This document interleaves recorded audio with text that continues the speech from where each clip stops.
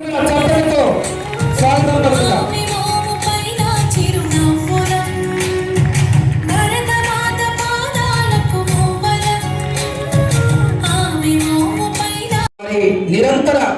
సందేశాలు కూడా అద్భుతంగా సాగుతున్నాయి. మన ధర్మపురికి నిజంగా ఇది అదృష్టంగా భావిస్తూ వారికి మైక్ అందిస్తున్నాం. వేదిక మీద ఉన్న పెద్దలకి, అలాగే వేదిక ముందున్న పెద్దలందరికీ కూడా నమస్కారాలు. పిల్లలందరికీ కూడా శుభాశీస్సులు.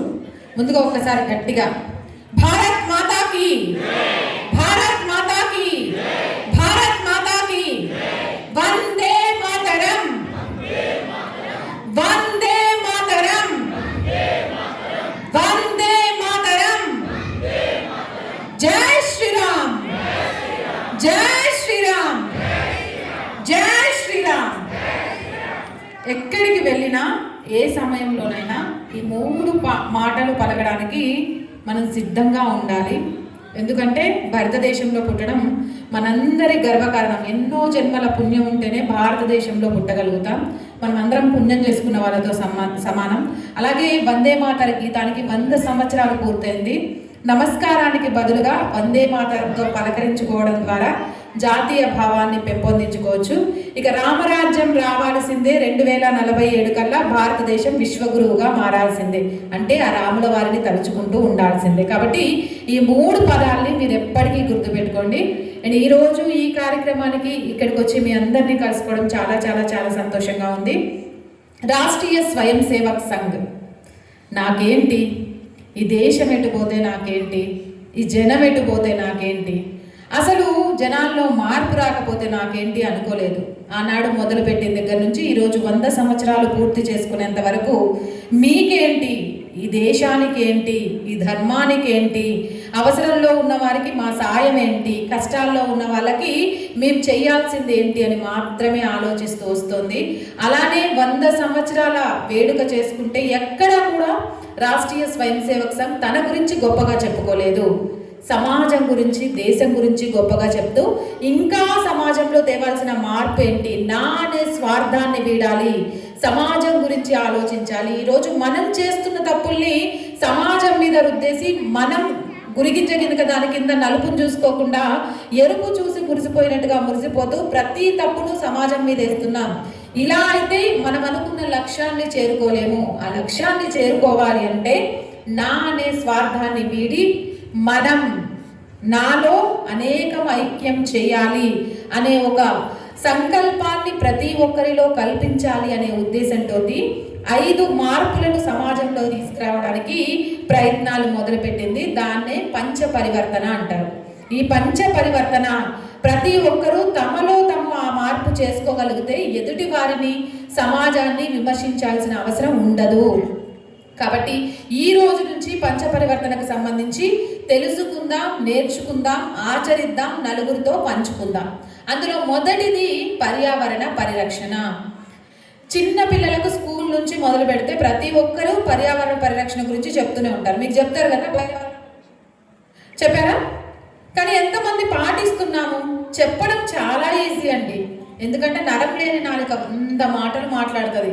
కానీ ఆచరించడం వచ్చేసరికి చాలా కష్టం. ప్లాస్టిక్ వాడకుండా ఏ ఇల్లు ఉంది? ఉందా? లేదు. కానీ మనం పర్యావరణ పరిరక్షణ గురించి మాట్లాడతాం. అంటే మాటల వరకే మన పనులు ఉంటున్నాయే తప్ప చేతల్లోకి రావట్లేదు. ఆ చేతల్లోకి తీసుకురావడం కోసం ఈ రోజు నుంచి మనం ప్లాస్టిక్ వాడకాన్ని పూర్తిగా నిషేధించలేకపోయినా కొంత మన జీవితంలో నుంచి తొలగించేద్దాం.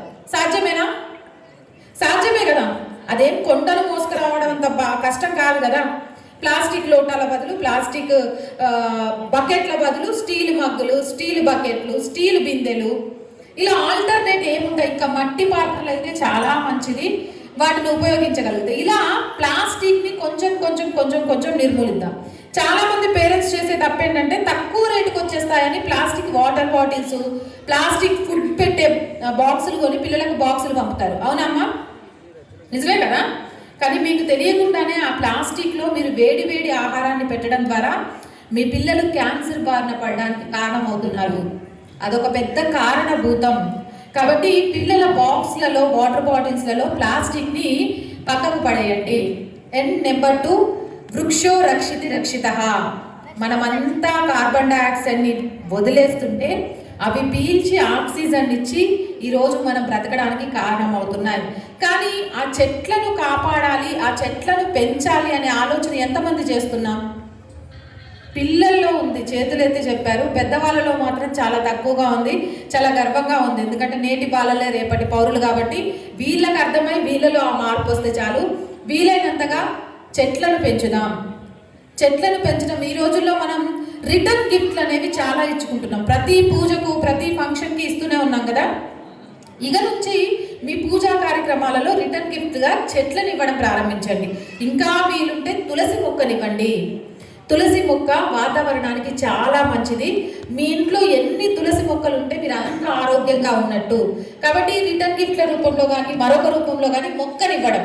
పుట్టినరోజు వస్తే పిల్లలకు డ్రెస్ కొనియడం కాదు, వాళ్ళ చేతితో ఒక మొక్కను పెట్టించి మీరు పెరుగుతున్న కొద్దీ ఈ మొక్క పెరగాలి, రేపు ఒకరికి అది నీడనివ్వాలి, మీరున్నా లేకపోయినా ఈ మొక్క ఉండాలి అని పిల్లలకు నేర్పించి అలా ప్రతి శుభకార్యానికి ఒక చెట్టు నాటుదామని ఒక సంకల్పం తీసుకున్నాం కదా అని నర్సరీకి పోయి 10 చెట్లు తీసుకొచ్చి నాటి వదిలేస్తే సరిపోదండి.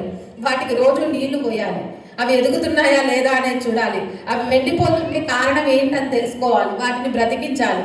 ఎందుకంటే నేను చాలా చోట్ల చూస్తూ ఉంటా, అక్క నేనైతే మస్తు చెట్లు పెట్టినా, అరే అవి ఎంతవరకు అయినారా అంటే ఏమో కాక అప్పుడు పెట్టినా కానీ మళ్ళీ పోయి చూడలేదు. మరి గంతకాడికి పెట్టుడు ఎందుకు? అందరు చెప్పింది కదా, అందుకే పెట్టినా కదా. గట్ల కాదు కదా.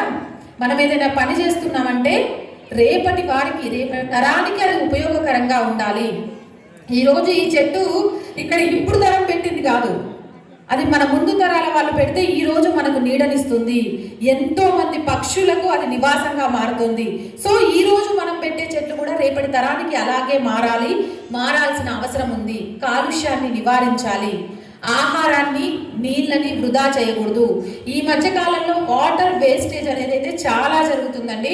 ఆడవాళ్ళు బట్టలు ఉతికే నీళ్లు కానివ్వండి, బియ్యం కడిగే నీళ్లు కానివ్వండి, వాటర్ ఫిల్టర్స్ ద్వారా వచ్చే నీళ్లు కానివ్వండి, ఫిల్టర్ అవుతూ ఆటోమేటిక్గా చాలా వాటర్ వేస్ట్ అయిపోతుంది. వీటన్నిటిని కూడా చెట్లకు వెళ్ళేలాగా చేయండి, లేకపోతే రీక్లీన్ అయ్యి ఆ వాటర్ని ఏమైనా యూజ్ చేస్తుందేమో అలా ఆలోచించండి. ఫుడ్ కూడా అస్సలు వేస్ట్ చేయకండి. అన్నం విలువ, ఆహారం విలువ మనకు తెలియట్లేదు. మన భరత భూమి అన్నం కాబట్టి ఇక్కడ దాని విలువ తెలియక చాలా మంది దాన్ని వృధా చేస్తున్నాం. కాబట్టి లేని వాళ్ళకి ఒక పూట భోజనం పెట్టండి. ఏది తృప్తినివ్వదండి, ఇక చాలు నాకు నిండిపోయింది, నేను తృప్తి పడ్డాను అని చెప్పే ఏకైక ఉందంటే అది భోజనం మాత్రమే. కాబట్టి ఆకలితో ఉన్న వాళ్ళకు భోజనాన్ని పెట్టండి, కానీ భోజనాన్ని వృధా చేయకండి. మొదటిది అందరికీ అర్థమైంది కదా. పర్యావరణ పరిరక్షణ అంటే ఒక చెట్లను నాటడం మాత్రమే కాదు, ఇవన్నీ పాటించడం పర్యావరణ పరిరక్షణ. రెండవది కుటుంబ ప్రబోధన్. ఇది చాలా చాలా ఈరోజు హిందువులకు అవసరమైన అంశం. కుటుంబం, చిన్న కుటుంబం చింతలేని కుటుంబం అనేది ఒకటి వచ్చి మనల్ని విడగొట్టి విభజించి పాలిస్తూ మన పిల్లలకి అమ్మమ్మ, తాతయ్య, పిన్ని, బాబాయ్, నమస్కారం, కాలు తగిలితే క్షమాపణ చెప్పాలి, ఇవన్నీ మర్చిపోయి hi, hello, good night, good morning, aunty, uncle అనేవి వచ్చేసారు.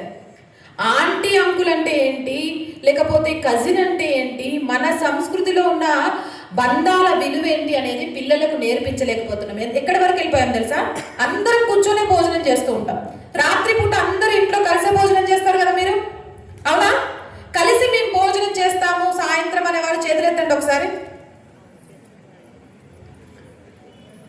కొంతమంది సగం చేతులు ఎత్తుతున్నారు, అంటే వాళ్ళు పూర్తిగా చెప్పలేకపోతున్నారు. ఇంతమంది చేతులు ఎత్తుతున్నారు కదా, మీ మనస్సాక్షికి అడగండి. అబద్ధం ఆడొద్దు ఇందులో. నాతో అబద్ధం చెప్పొచ్చు, కానీ మీకు మీరు చెప్పుకోలేరు. మొబైల్ ముట్టుకోకుండా, టీవీ చూడకుండా మీ కుటుంబంతో మాట్లాడుతూ భోజనం చేసే వాళ్ళు ఎంతమంది చూసారా? ఎత్తిన చేతిలో పావంతు కూడా పైకి లేగలేదు. అంటే మనం కూర్చొని ఉన్నాం, మనం మనుషులుగా కూర్చొని ఉన్నాం, మనుషులుగా మారిపోయాం. మానవ సంబంధాలను వదిలిపెట్టి యాంత్రిక జీవితాన్ని గడుపుతున్నాం. మరి బంధాల విలువ ఎలా తెలుస్తుందండి? అవి తెలియాలి అంటే కనీసం భోజనం చేసేటప్పుడైనా ఏరా ఇవాళ పొద్దున్న నుంచి స్కూల్లో ఏం జరిగింది, చదువుకున్నావా? అమ్మా నిన్నెవరేమన్నా అన్నారా? స్కూల్లో టీచర్లు మంచిగా చదువు చెప్తున్నారా? ఎవరితోనైనా నీకు ఏదైనా ఇబ్బంది ఉందా? నువ్వేమైనా చెప్పాలనుకునేది ఉందా? ఇంట్లో ఆడవాళ్ళని. మగవాళ్ళు అయితే ఇక ఆడవాళ్ళంటే ఇంట్లో పని చేయడానికే పుట్టినరు, ఇవాళ పని చేసి అలసిపోయిన వారే అని అడిగితే దానికి ఏదో బిరుదిచ్చినట్టు ఫీల్ అయిపోయి అది అడగడం కూడా మానేస్తారు. కానీ ఒక్కసారి మీ భార్యలని సాయంత్రం పూట తినేటప్పుడు ఇవాళ పొద్దున్న నుంచే మన పని ఎక్కువైందానే, పిల్లలు ఏమన్నా సతాయించిండ్రా అని ఒక్కసారి అడిగి చూడండి, ఎంత పొంగిపోతారో. వాళ్ళు రేపటి నుంచి రెట్టించిన ఉత్సాహంతో చేస్తారో లేదో. అండ్ ఆడవాళ్ళు కూడా పొద్దున్న నుంచి ఎట్టి షాకిల్ చేస్తుంటే గదంది గిదంది అని అడుగుతాను, ఏం చేసి వచ్చినావు అయ్యా బయటికి పోయి అని మొగోళ్ళ మీద విరుచుకుపట్టం మానేసి ప్రేమతో ఆ మొబైల్ టీవీ ఆఫ్ చేసి వడ్డించి చూడండి భర్తకి. నిజంగా ఆ కుటుంబంలో ఎవరైనా చిచ్చు పెట్టగలుగుతారేమో. మనం మన బంధాలను బంధుత్వాలని వదిలేస్తున్నామండి. వదిలేసి అవసరం లేని యాంత్రిక మనుషులుగా మారిపోతున్నాం, మనుషులుగా మారిపోతున్నాం, డబ్బు సంపాదించే యంత్రాలుగా మారిపోతున్నాం. మరి యంత్రాలకు బంధుత్వాలు ఏముంటాయి, యంత్రాలకు ఫీలింగ్స్ ఏముంటాయి? మనం డబ్బు సంపాదించాలి, లేకపోతే మనం ఇంకేదో చేయాలి, ఇల్లుంది ఇంకో ఇల్లు కట్టాలా, నాకు బిడ్డ నా కొడుకున్నాడు, నా కొడుకు ఇల్లుంది నా బిడ్డకి ఇల్లు లేదని మనం ఇళ్ళల కోసం సంపాదన కోసం పరిగెడుతుంటే మన ఆడపోరగాళ్ళని ఇంకొకడు పట్టుకొని పోతాడు. అవునా కదా? ఆడపిల్ల ఇంట్లో నుంచి బయటికి వెళ్ళి మళ్ళీ వచ్చేదాకా టెన్షన్ పడకుండా ఉండే తల్లిదండ్రులు ఎంతమంది ఉన్నారు మీలో? ఒకరిద్దరు మాత్రమే ఉన్నారు. దీనికి కారణం ఏంటో చెప్పనా? మీ తప్పే అండి, 100%. ఎందుకు అంటే మన పిల్లలకు మనం టైం ఇవ్వట్లేదు, వాళ్ళ మంచి చెడు మనం తెలుసుకోవట్లేదు, వాళ్ళు లోన్లీగా ఫీల్ అవుతున్నారు. ఒకరు ముద్దు అంతకు మించి వద్దు, ఇద్దరు ఉంటే అదే పెద్ద హద్దు, అంతకు మించి అసలు వద్దు. కానీ మన అమ్మమ్మలు తాతయ్యలు చూసుకుంటే 6 అమ్మమ్మలు, 4 తాతయ్యలు, 2 మేనత్తలు, అంత పెద్ద కుటుంబాన్ని వాళ్ళు ఎలా పోషించారు? చెప్పుకోవడానికి తోబుట్టు లేదు, తల్లిదండ్రులకు అడిగే టైము లేదు. ఆ పిల్లలు లోన్లీగా ఫీల్ అయ్యి వేరే బంధాలకో వేరే స్నేహాలకో అలవాటు కాకపోతే ఇంకేమవుతారు? సో పిల్లల్లో మార్పు రావాలి అని అంటే ఖచ్చితంగా ముందు పేరెంట్స్ మారాలి. భార్యాభర్తలుగా బ్రతకడం ఎంత ముఖ్యమో తల్లిదండ్రులుగా బ్రతకడం అంతకంటే ముఖ్యం. తల్లిదండ్రులుగా బ్రతకడం అంటే వాళ్లకు ఆస్తులు సంపాదించడం కాదండి, వాళ్ళ ఆర్థిక క్రమశిక్షణ నేర్పించండి. ఒక తండ్రి 24 గంటలు కష్టపడితే ఆ కొడుకు చదువుకోగలుగుతున్నాడు, ఆ బిడ్డ చదువుకోగలుగుతుంది అనే విషయాన్ని నేర్పించండి. అడగగానే డబ్బులు ఇచ్చేసి నా కొడుకు పాకెట్ మనీ ఎంత ఇస్తానో తెలుసా, నా కొడుకు పాకెట్ మనీ అంత చేయదు. అరే ఆ వయసులో వాడికి పాకెట్ మనీ అవసరం ఏముంది, ఇచ్చిన డబ్బుల్ని వాడు ఏం చేస్తున్నాడు, లేకపోతే అమ్మాయి ఏం చేస్తుంది అని అడిగే సమయం కూడా మనకు లేదు. మీ అందరూ పేరెంట్స్ అందరినీ అడుగుతున్నా, మీ పిల్లలకు సోషల్ మీడియాలో దేంట్లో అకౌంట్లు ఉన్నాయని ఎంతమందికి తెలుసు? ఫేస్బుక్, ఇన్స్టాగ్రామ్, ట్విట్టర్, లేకపోతే ఇంకోటి స్నాప్చాట్, ఇవన్నీ కలిపి ఏ పిల్లలకు దేంట్లో అకౌంట్స్ ఉన్నాయనేది ఎంతమంది పేరెంట్స్ కి తెలుసు? తిప్పి కొడితే 2 చేతులు కూడా పైకి లేగలేవు. అంటే మన పిల్లల్ని ఎంత జాగ్రత్తగా పెంచుతున్నాం చూడండి. మన పిల్లలు ఎవరితో చాట్ చేస్తున్నారో మనకు తెలియదు, మన పిల్లలు ఎవరితో మాట్లాడుతున్నారో మనకు తెలియదు, మన పిల్లలు ఎవరితో స్నేహం చేస్తున్నారో మనకు తెలియదు. కానీ మన పిల్లడు తప్పు చేస్తే మాత్రం అరే ఇంత కష్టపడి పెంచినా కదరా, నా గుండెల మీద కొట్టిపోయినావు కదరా, మొదనష్టపోవడానికి తిట్లు తిట్టడం అయితే మస్తు వస్తాయి మనకి. మనము దారి చూపించకుండా, వాళ్ళకి ఎటెల్లాలో అర్థం కాకుండా, ఎవడో నీకు ఇంతకంటే మంచి జీవితం చూపిస్తానని ఆశ చూపగానే అటువైపు అడుగు పెడితే అది పిల్లల తప్ప పేరెంట్స్ తప్ప? గట్టిగా మారాల్సింది ఎవరు? కాబట్టి ఇకనైనా పిల్లలు తల్లిదండ్రులతో సమయాన్ని స్పెండ్ చేయండి. అండ్ అమ్మమ్మ తాతయ్యల దగ్గర వీలైనంతగా పెంచండి. అండ్ ఉమ్మడి కుటుంబంగా ఉండండి. అమ్మ నేనైతే చెప్తాను, పిల్లలు మనతో చెప్పుకోలేంది తల్లిదండ్రులు మన మీద చూపించే ప్రేమ కంటే కొద్ది ముద్దని మనవళ్ళు మనవరాళ్ళ మీద చూపించే ప్రేమ ఎక్కువ ఉంటుంది, వాళ్ళతో గడిపే సమయం ఎక్కువ ఉంటుంది. మన రామాయణ మహాభారత ఇతిహాసాలను వాళ్ళకు నేర్పించడానికి అవకాశం ఉంటుంది. కాబట్టి వీలైనంతగా ఉమ్మడి కుటుంబాలుగా బ్రతకండి. ఉద్యోగరీత్యా కుదరడం లేదు అంటే సెలవులు వస్తే ఏ ఊటీ పోదాం, కొడైకెనాల్ పోదాం, వైజాగ్ పోదాం, హైదరాబాద్ పోదాం అనేది ఆలోచన మానేసి మన సొంతూరు పోదాం. మన సొంతూరులో మన బంధువులతో గడుపుదాం. అక్కడ ఎండున్నా పర్లే, మనోళ్ళు ఉంటారు. ఆ ఎండలో మనం పెరిగిన వాళ్ళమే. అక్కడే చింతపిక్కలు ఆటలాడిన వాళ్ళం, అక్కడే వనగుంటలు ఆటలాడిన వాళ్ళం, అక్కడే గోళీలు ఆట ఆడిన వాళ్ళం. ఆ ఆటలు మన పిల్లలకి చూపిద్దాం. వాటి రుచి, ఆ ఆప్యాయతలు అలా చేసి చూడండి. ఏ పిల్లలైనా తప్పుదారి పడతారేమో. ఇంకో విషయం చాలా గుర్తుపెట్టుకోండమ్మా, పాకెట్ మనీ రూపంలో మీ పిల్లలకి ఇస్తున్న డబ్బులు వాళ్ళను డ్రగ్స్కి బానిస చేస్తున్నాయా, గంజాయికి బానిస చేస్తున్నాయా, మాదక ద్రవ్యాలకు బానిస చేస్తున్నాయా గమనించండి. ఈరోజు స్కూల్ బయట ఆవరణంలోకి కూడా చాక్లెట్ల రూపంలో వచ్చాయి.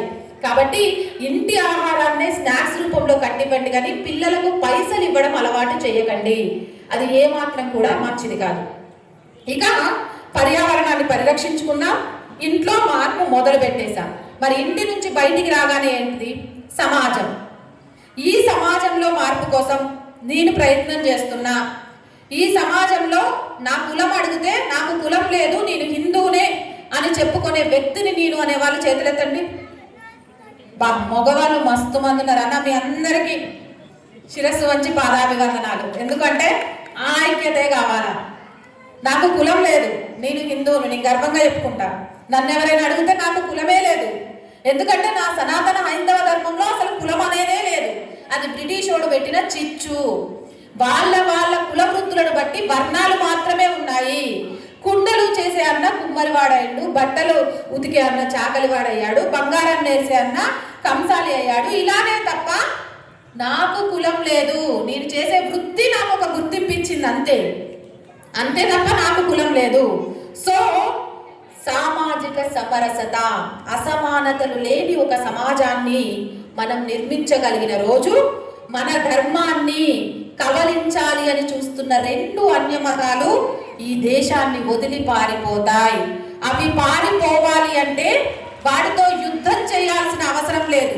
ఆర్థిక బహిష్కరణ చేద్దాం. ఆర్థిక బహిష్కరణ చేసిన రోజు తోక ముడుచుకొని పారిపోతాయి.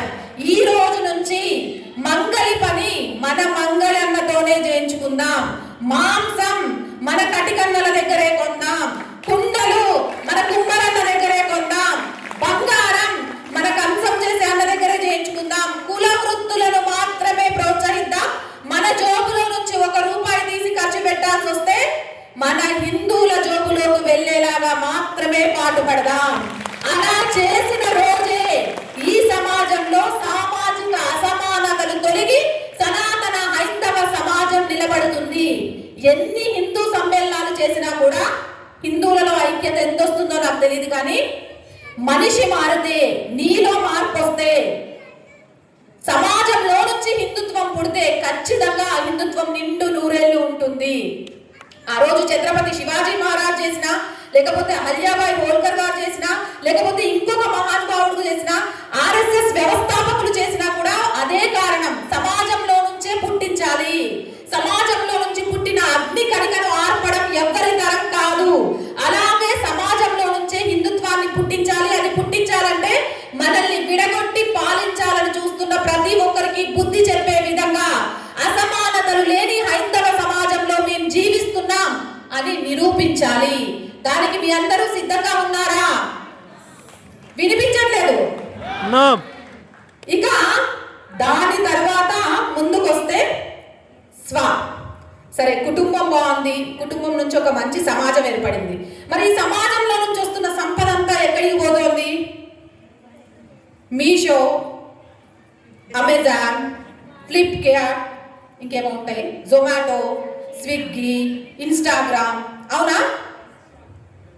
ఇప్పుడు పాల ప్యాకెట్ తెమ్మన్నా పక్కనకి వెళ్ళి తీసుకురావడానికి పిల్లలకు కూడా బతకమే. అమ్మ ఆర్డర్ పెట్టారు, అదే వస్తాయి. మళ్ళీ మనకు అప్పు కావాలనుకో, కరోనా లాంటి సంక్షోభ సమయాలు వచ్చినాయి అనుకోండి, మనకు అప్పు కావాలంటే మన వీధి చివరున్న కిరాణం కొట్టన్న గుర్తొస్తాడు. అన్నకి ఈ నెల కొంచెం కష్టంగా ఉంది, ఈ నెల సరుకులు రాదు, వచ్చే నెల పైసలు ఇస్తామని చెప్తారు. కానీ మన దగ్గర పైసలు ఉంటే మనం ఎవరికి ఇస్తున్నాం? నిజమే కదా నేను చెప్పింది. సో ఈ రోజు నుంచి మన పైసలు మన వీధిలో ఉన్న వ్యాపారస్తులతోనే వ్యాపారం చేద్దాం. మన కిరాణం కొట్టన్న నిలబెడదాం, మన కూరగాయల కొట్టన్న నిలబెడదాం. మీరు ఎక్కడ యాప్లో ఏది ఇన్స్టాల్ చేసుకుంటే ఒక చీర తీసుకొని ఇంటికి వెళ్ళినాక రంగు నచ్చకపోతే వారానికి వెళ్ళిచ్చినా సరే తీసుకుంటాడా? వారం దాటితే తీసుకోడు. ఆ తర్వాత తీసుకున్నా వాడు వచ్చేదాకా మనకు టెన్షనే. అదే మన దగ్గర వ్యాపారం చేసి అన్న జర తీసుకోపోయి మా ఆయనకు నచ్చలేదంట చీర రంగు అంటే పోయేదేమో చెల్లె ఇంకో చీర తీసుకోను అంటాడు. లేదా అన్న 400 ఇచ్చిండే మా ఆయన చీరకు 500 అంటున్నావు, మరి 100 రూపాయలు అంటే నెక్స్ట్ ఇద్దులే చేయలే చూసుకుందాం అంటాడు. మరి గంత మంచి వ్యాపారస్తులను అందుకొని మనకెందుకు చెప్పండి విదేశీ మోజు? అవసరమా? అవసరమా? లేదు కదా. ఇవాళ నుండి కూరగాయలు కూడా చూడండి, మన పావు కేజీ కూరగాయలు ఉంటే, నేను ఆడవాళ్ళ విషయం నేను కూడా అంతే, 2 కొసరేసేదాకా వాళ్ళు వదిలిపెట్టా. అస్సలు కొసరు లేకుండా ఏం కొననే కొన. మీరు కొంటారా? అండ్ చెప్పిన రేటుకి సచ్చినా కొన.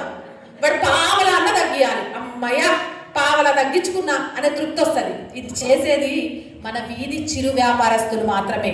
మరి ఈ వీధి చిరు వ్యాపారస్తులు కూడా ఎవరై ఉండాలి? ఎవరై ఉండాలి?